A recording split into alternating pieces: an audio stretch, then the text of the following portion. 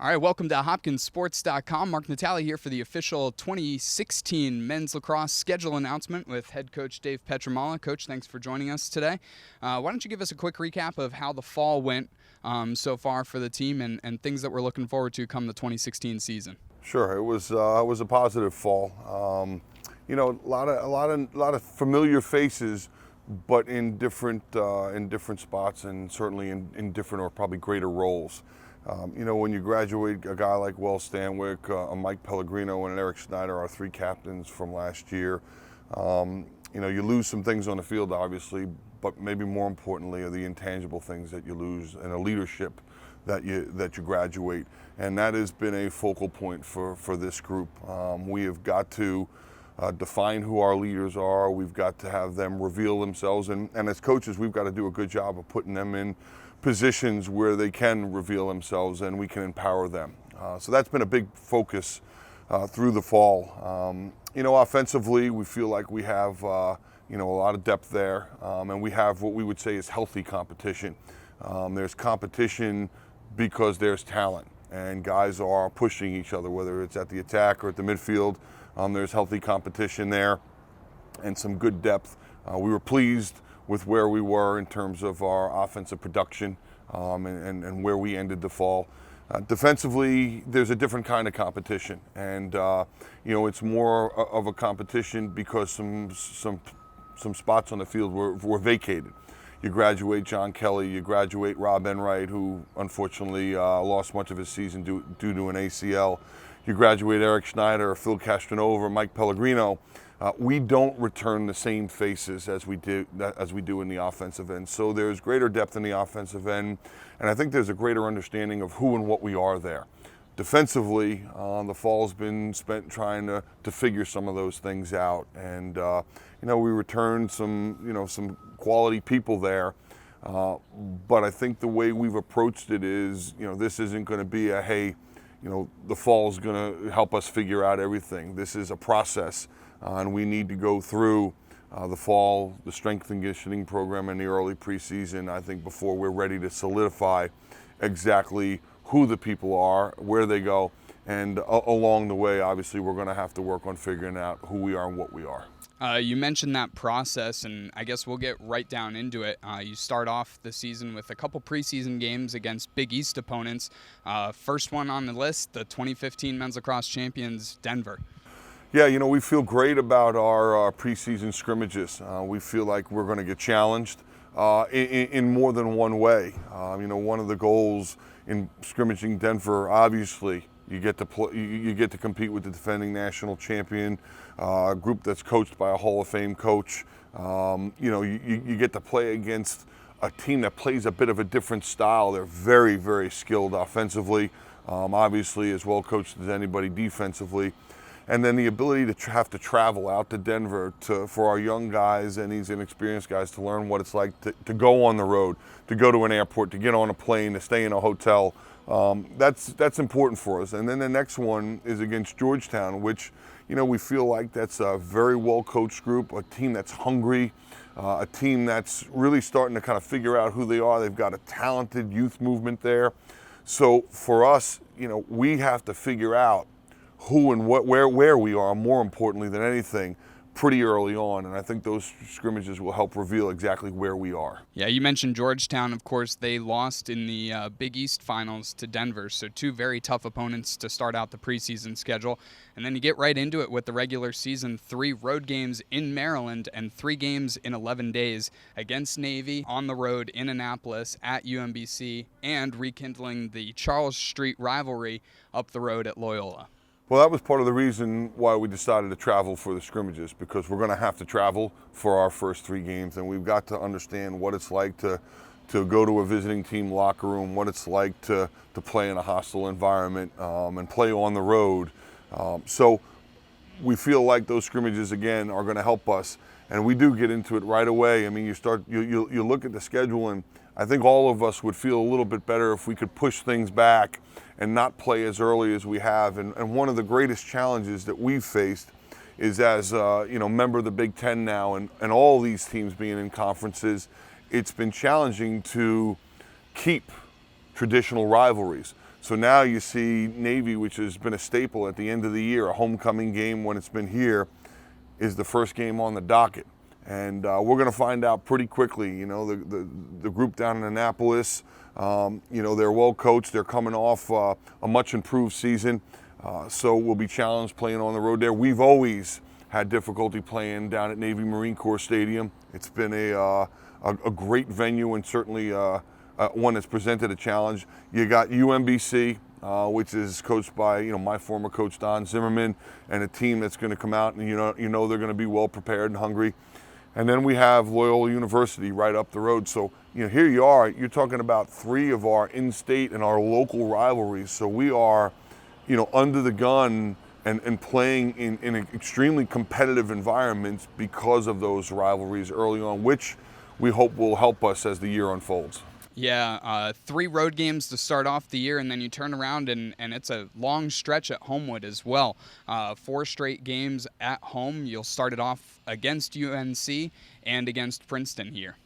Yeah, you know, you figure, well, we've got 5 games on the road with 2 scrimmages and 3 games, so it's probably time to get back to Homewood Field, and we'll obviously be very excited to play in front of our home crowd and our fan base. You know, we're truly blessed to have a great group of fans and followers, and it gets serious very quickly. You know, North Carolina, you know, comes back with an outstanding team. They graduate a couple of very familiar faces, but bring back an awful lot of firepower in the offensive end and a very stingy defensive group. So we'll be challenged with those guys. And then you turn around and it's Princeton, and here we played Princeton last year. We get down 7-1. You know, Princeton is a well-coached group, talented, play a bit of a different style than we'll see from Carolina.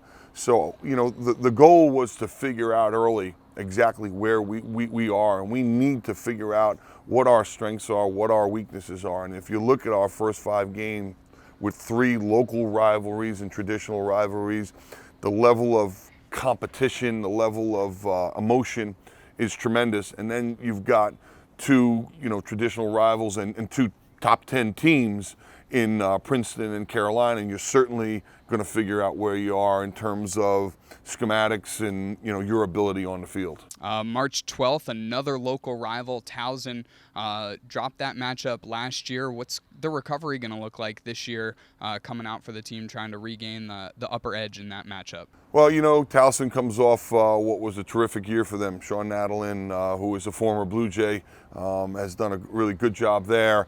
And, you know, we went over to Minigan Stadium and we didn't put our best foot forward, and they did.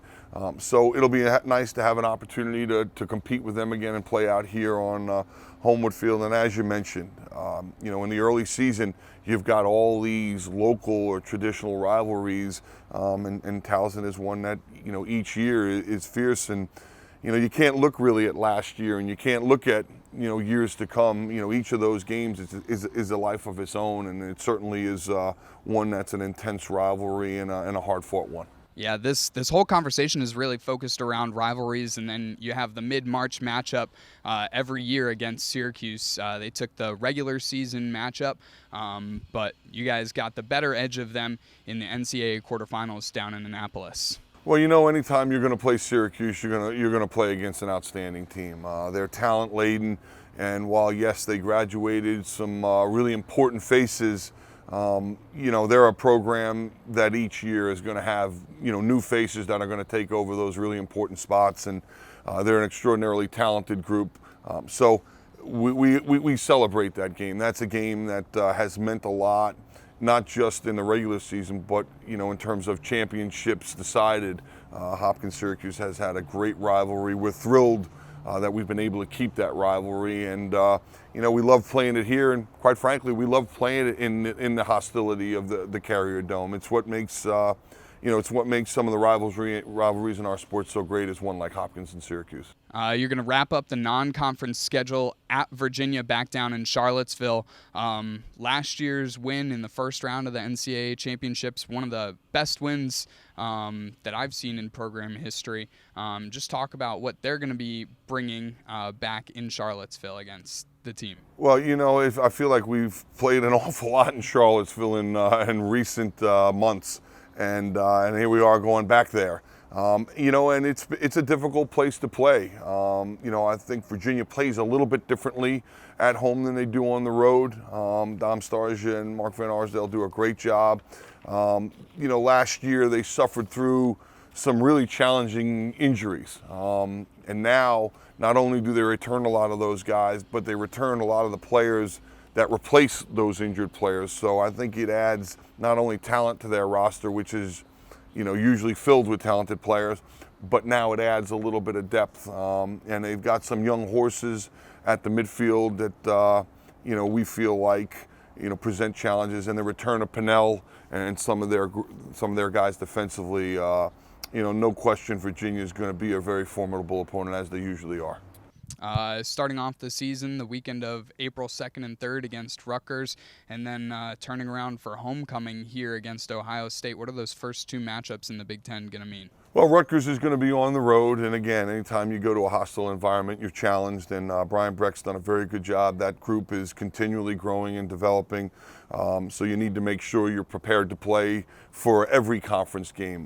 You know, we don't have enough of them, so you can't afford to have a miscue and not show up and not be well prepared.